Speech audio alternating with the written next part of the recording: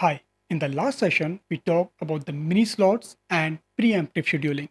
And we understand that how mini slots and preemptive scheduling in 5G NR helps to serve URLLC use cases and how they contribute in achieving the low latency requirements for the next generation applications. Now, in this session, we will be discussing 5G NR scheduling. In 5G-NR, scheduling options are specifically designed to meet the wide needs of various use cases, from mobile broadband to low latency applications. Let's start from the downlink scheduling options. So we have two scheduling options for downlink data transmission. One is for mobile broadband and another is for low latency communication. For mobile broadband data, whenever there is a downlink data to send, the G node B informs the UE through the downlink control information and then sends the data. However, this approach may be too slow for the low latency data transmissions. So low latency transmissions occurs periodically. So instead of DCI, a RRC message is used to define this periodicity. And at that period, the UE can receive the data without any further notifications. And this technique is called semi-persistent scheduling, SPS or SPI, and it is important for maintaining that low latency in periodic data transmissions. Now let's look at the uplink scheduling. So this is for broadband data transfer in uplink. When there is a uplink data to send, then first UE will transmit the scheduling request to the base station. Then the base station responds to that request by sending a scheduling grant, and that passes through a PDCCH or physical downlink control channel. Then the UE will respond to this grant by transmitting its data on the PUSCH or physical uplink shared channel. This method is called dynamic scheduling. So this whole process can have higher latency because all the uplink transmissions are orthogonal. This means that two UEs cannot transmit their data simultaneously on the same resources.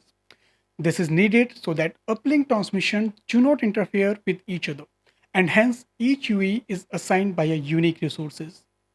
And because of this, UE needs to rely on the base station to assign the resources to them, and that leads to the increased latency. This method of requesting and receiving a grant works well for the broadband data, where latency is not that much critical. But for the low latency requirement, this request and grant process is little bit long, and it takes several milliseconds from the initial scheduling request to the final data transmission. And hence, for the low latency use cases, 5G NR introduces more efficient technique called as configured grant or configured scheduling. Now, configured grant comes in two variants, and each one is designed for different type of uplink data needs. Type 1 is ideal for the UEs which have periodic data to send. In such use cases, the network can grant the periodic uplink resources to the UE. So there is no need to request a grant every time. Whenever the UE has data to send, it can immediately transmit that using these pre-configured resources without the need of dynamic uplink grant. This approach significantly reduces the uplink latency and make it crucial for the applications with stringent latency requirements. But what if the data is not periodic? In such cases, periodic resource allocations could lead to an inefficiencies and it will waste the network resources. So this brings us to the type 2 configured grant.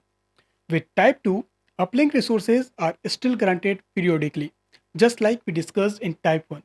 But now in this type 2, PDCCH will be used as dynamically activate or deactivate these grants based on their needs. So depending on the packet arrival time, the PDCCH can be used to adjust the fraction of grants that are actively used. Although this approach increases the signaling overhead on the PDCCH, but it enhances the efficiency and minimizes the resource wastage. Okay, so that's it for today. It was just a brief, as this series is focused to introduce different concepts of 5G NR. In the next session, we will be talking about quality of services in 5G NR. So stay tuned for the updates. If you did not subscribe till now, then please do subscribe to learn and grow community for regular updates. If this video is informative, then please like this video, comment on video, and don't forget to share. Thank you for watching.